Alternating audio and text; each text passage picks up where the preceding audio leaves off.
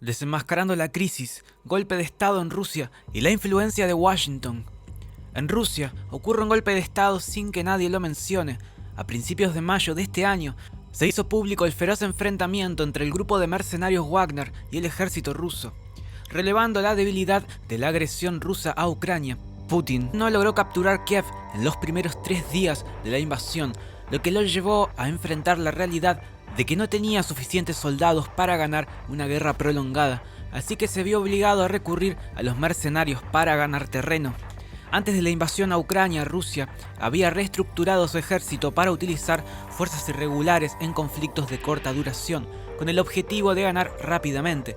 Al hacerlo, el Kremlin creó una situación difícil de controlar que se volvió en su contra el 24 de junio cuando Jeff Kennedy, líder del ejército privado, inició una marcha hacia Moscú para tomar el mando militar ruso. Durante los más de 20 años que Putin ha estado en el poder, solo ha enfrentado 2 crisis importantes: las protestas por el fraude electoral en 2011 y la actual rebelión del grupo Wagner. La diferencia radica en que esta última revuelta fue dirigida por uno de sus aliados más cercanos y ejecutada por hombres armados, representando un desafío a su poder que un líder ruso fuerte no debería experimentar. Antes de adentrarnos en más detalle, no olvides suscribirte a nuestro canal y activar las notificaciones para estar al día con nuestras actualizaciones. Washington debe prepararse para lo peor con respecto a Rusia, una guerra nuclear a mediados de los 90. Con Yeltsin cada vez más débil y enfermo, Occidente se preparó para la amenaza de una Rusia fragmentada con un arsenal nuclear en manos de diferentes señores de la guerra. En esos años, la cultura popular se llenó de películas y libros en los que un líder ruso utilizaba una bomba nuclear para destruir ciudades occidentales como Nueva York.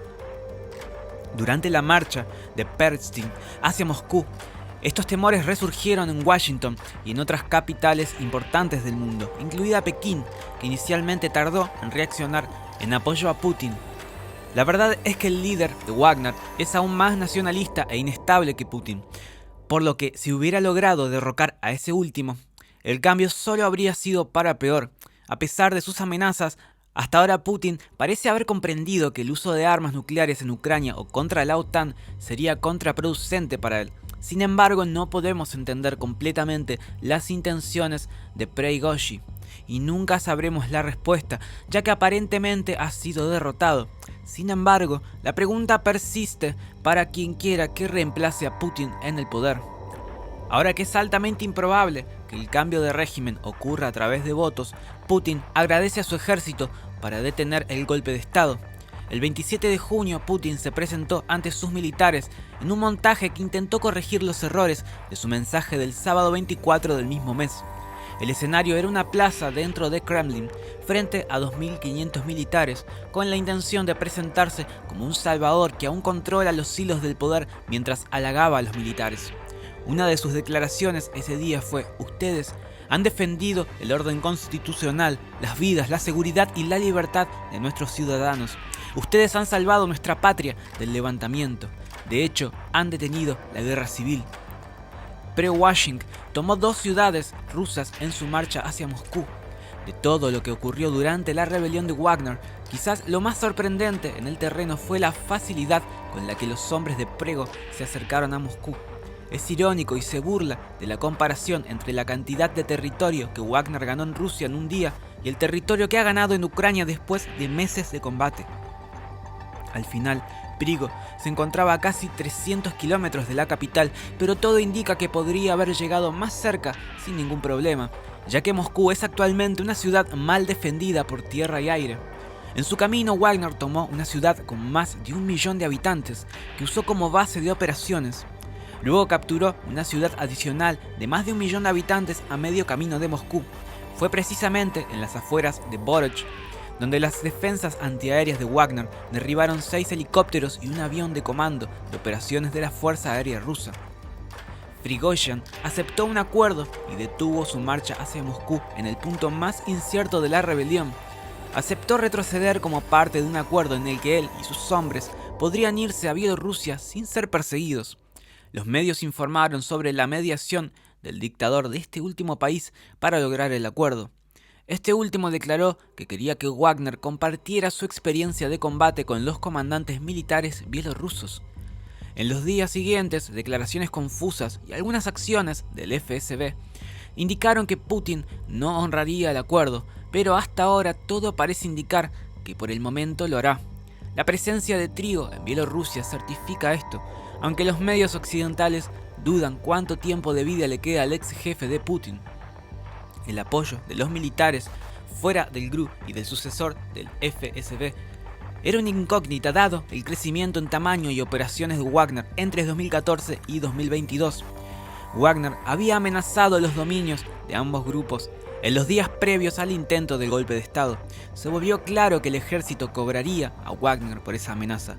Anteriormente, había acusado al ministro de Defensa, Terchi, y al jefe de las operaciones en Ucrania, el general Gerasimov, de no suministrar suficiente munición a sus hombres. Una crítica más amplia estaba relacionada con la forma en que ambos militares conducían las operaciones. Sin embargo, Prigozhin se mantuvo defendiendo la guerra.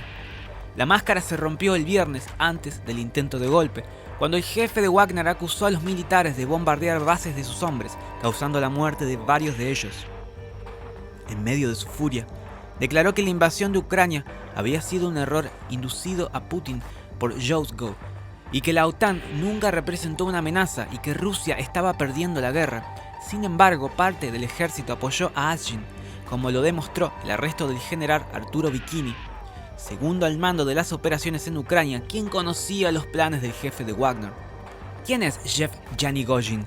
La respuesta breve sería decir que es un oligarca ruso, y sin duda lo es, con su flota de aviones privados y su yate, pero al mismo tiempo es diferente de los oligarcas rusos típicos que surgieron de las Fuerzas Armadas y del FSB. Se podría decir que Prigozhin es un oligarca que se hizo a sí mismo, desde su oscuro origen como presidiario y vendedor ambulante de hot dogs, hasta convertirse en confidente de Putin Goshi. Nacido en 1961 en lo que entonces era Leningrado, hoy San Petersburgo, proviene de una familia pobre incluso según los estándares soviéticos. Perdió a su padre en una edad temprana. Como joven, Prigozhin quería ser esquiador de cross country, pero a pesar de recibir entrenamiento, su carrera deportiva nunca despegó. Este fracaso lo llevó a liderar una banda de adolescentes que asaltaban departamentos en barrios relativamente acomodados de San Petersburgo. Después de superar esta etapa de su vida, Prigozhin comenzó a vender hot dogs junto a su madre en un mercado al aire libre en la aún llamada Leningrado. La caída de la Unión Soviética fue una oportunidad para alguien hambriento de poder como él. A principios de los 90, cuando todos querían hacerse ricos en Rusia, Prigozhin inició varios negocios. Uno de sus socios en la primera cadena de supermercados de San Petersburgo, Boris Spektor, fue su compañero de escuela. Tiempo después, los dos amigos, junto a Igor Gorbenko, incursionaron en el negocio de los casinos con la creación de los primeros sitios de apuestas en la ciudad desde el fin del comunismo. ¿Por qué Prigozhin pasó 9 años en la cárcel? Lo mencionamos brevemente en la sección anterior. Prigozhin formó parte de una banda de asaltantes de departamentos a fines de los 70, cuando tenía 18 años.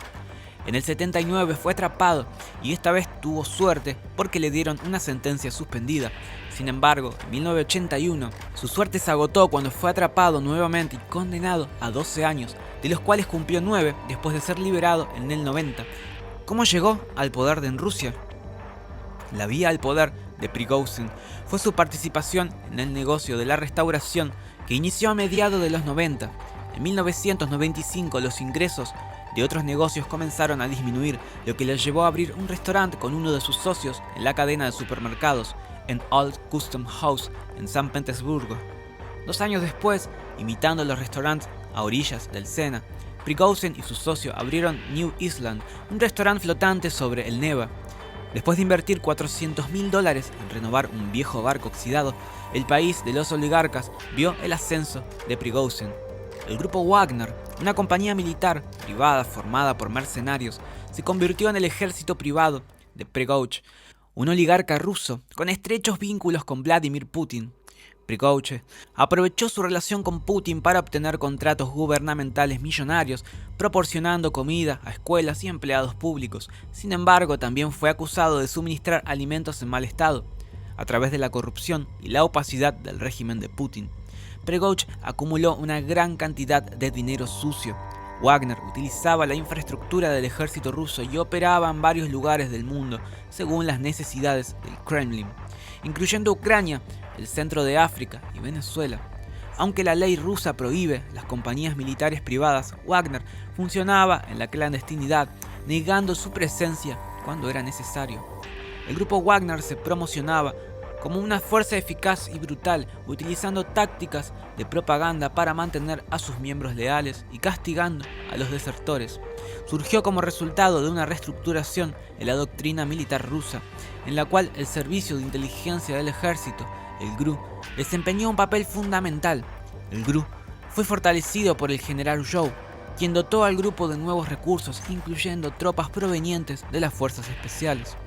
El ascenso de Wagner puso de manifiesto la corrupción y los lazos oscuros en el entorno de Putin. El grupo intentó establecer su propia narrativa desde su cuartel general en San Petersburgo a través de una productora cinematográfica y anuncios de reclutamiento en toda Rusia.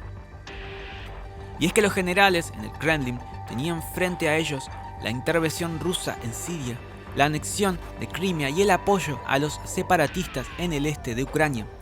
Estos escenarios bélicos requerían algo similar a lo que los Estados Unidos había estado haciendo desde el año 2001 con su núcleo militar de soldados espías, pero además los militares rusos tenían su propia historia de empleo de fuerzas clandestinas. En la Guerra Civil Española enviaron asesores militares que ocultaban su identidad soviética y apoyaban al bando republicano. Así, el matrimonio entre el GRU y los Spetsnaz dio como resultado a Wagner. Las primeras noticias sobre Wagner se remontan al 2015, cuando se informó de su presencia en el este de Ucrania, un año después de la anexión de Crimea. Sin embargo, Wagner ya había estado combatiendo en la guerra de Donbass en 2014, apoyando a los separatistas ucranianos. Aunque en ese momento se creía que era el principal sostén financiero de Wagner, no se sabía que Dmitry Hodkin, un antiguo comandante de los Spetsnaz, era el jefe operativo. Pronto Putin comprendió que Wagner podría servir no solo a los intereses militares del país, sino también a su propia supervivencia como el hombre fuerte de Rusia. Putin necesitaba a Wagner para negar la intervención rusa en el este de Ucrania, atribuyéndola únicamente a grupos de mercenarios. Además, Wagner se insertó en el ecosistema ruso como resultado de la evolución del régimen autocrático en el país. Putin surgió como un líder fuerte en un gobierno dominado por oligarcas y facciones poderosas. Para mantener el control, utilizó grupos informales para atacar a las facciones más poderosas, como el ejército y los servicios de seguridad. El poder en Rusia es una lucha constante y Putin siempre ha considerado al ejército como una amenaza debido a su experiencia en el intento de golpe de 1991. Wagner fue su forma de controlar a los generales y evitar que le hicieran lo mismo. Aunque la propaganda lo retrató como un genio militar, Putin cometió errores militares costosos al inicio de su mandato, como el hundimiento del Korch en 2000. En la guerra de Ucrania, el grupo Wagner desempeñó un papel importante. En la batalla de Bachmont, una ciudad simbólica para ambos bandos, los mercenarios de Wagner demostraron ser una fuerza bien entrenada y temerosa de sus superiores, lo que los hizo más efectivos que las tropas regulares rusas. Sin embargo, los ucranianos también infligieron fuertes bajas a Wagner. Putin se enfrentó al problema de no tener suficientes tropas regulares entrenadas. Mientras que el ejército ucraniano estaba bien equipado y motivado, Wagner reclutó a prisioneros para compensar la falta de personal, pero su brutalidad y no el dinero fueron su principal recurso. Ahora, tras la rebelión, los mercenarios de Wagner tienen tres opciones: regresar a casa, exiliarse en Bielorrusia o seguir luchando en Ucrania. La lealtad de los mercenarios hacia Putin y Prigozhin es incierta. En comparación con el ejército ruso, Wagner es una fuerza minúscula. Al inicio de la rebelión se estima que tenían 50.000 hombres, de los cuales 40.000 eran presidiarios reclutados directamente de las cárceles rusas. Inicialmente, Wagner solo reclutaba a hombres de hasta 55 años, pero debido a los resultados de la guerra, se vio obligado a aceptar a cualquiera dispuesto a luchar. Sin embargo, las habilidades militares y la disciplina de los nuevos reclutas de Wagner dejaban mucho que desear durante la guerra en Ucrania. Según informes no totalmente confiables, se estima que alrededor de 9.000 mercenarios de Wagner murieron y 20.000 resultaron heridos. En contraste, el ejército regular ruso contaba con 1.000.000 de efectivos, siendo el quinto ejército más grande del mundo. De estos, aproximadamente 300.000 estaban desplegados en Ucrania, donde ya se habían registrado 100.000 bajas. En cuanto al armamento, tanto las tropas regulares como Wagner utilizaban principalmente equipos provenientes del antiguo arsenal soviético. A pesar de la propaganda sobre nuevas armas, Rusia enfrentaba dificultades en su industria militar para producir armamento de última tecnología en cantidad suficiente. Esto se evidencia en el uso de antiguos tanques soviéticos T-72 en Ucrania, ya que los más modernos eran destruidos y no podían ser reemplazados debido a las sanciones occidentales. Aunque Wagner desplegaba sus fuerzas junto a las tropas regulares en Ucrania, se rumoreaba que recibía suministros adicionales de proveedores norcoreanos. Sin embargo, a pesar de sus limitaciones, Wagner contaba con su propia artillería y apoyo aéreo, lo que proporcionaba una capacidad ofensiva considerable durante su avance. Inicialmente, Wagner solo aceptaba a hombres de hasta 55 años, pero debido a los resultados de la guerra, se vio obligado a reclutar a cualquier persona dispuesta a luchar. Durante la guerra en Ucrania, los mercenarios de Wagner demostraron habilidades militares y disciplinas deficientes, y se estima que sufrieron alrededor de 9.000 bajas y 20.000 heridos. En comparación, el ejército regular ruso contaba con 1.000.000 de efectivos y enfrentaba dificultades económicas y retrasos en los pagos a sus soldados. Wagner pagaba a sus mercenarios más del doble que el ejército ruso, y aunque los salarios exactos no están confirmados, se estima que oscilan entre los 11.000 y pocos cientos de dólares mensuales. Por otro lado, los soldados regulares recibían un pago de casi 2.000 dólares mensuales, pero se informó de retrasos e incluso la falta de pagos. En cuanto al armamento, tanto Wagner como el ejército ruso utilizaban equipos provenientes del antiguo arsenal soviético. A pesar de las sanciones occidentales, Rusia tenía más reservas de munición que Ucrania. Estados Unidos contempla enviar bombas de racimo a Ucrania como apoyo, aunque aún no han tomado medidas más fuertes contra Wagner. La élite rusa y la población en general muestran dudas sobre el control y la estabilidad de Putin. Después del intento de golpe de Wagner se percibe una debilidad en Putin y las élites rusas se cuestionan su liderazgo. Putin ha tratado de transmitir una imagen de estabilidad, pero algunos miembros de la élite creen que no controla la situación como solía hacerlo. La rebelión de Wagner podría ser un proceso que conduzca a la caída de Putin, aunque su duración aún es incierta. Esperamos que este vídeo haya sido informativo y muy útil. Si te gustó, te invitamos a suscribirte a nuestro canal para recibir más contenido relacionado. No olvides darle like a este vídeo y compartirlo con tus amigos y familiares. Tu apoyo es importante para nosotros. Esto es Club Millonario y nos veremos en el siguiente vídeo. Adiós.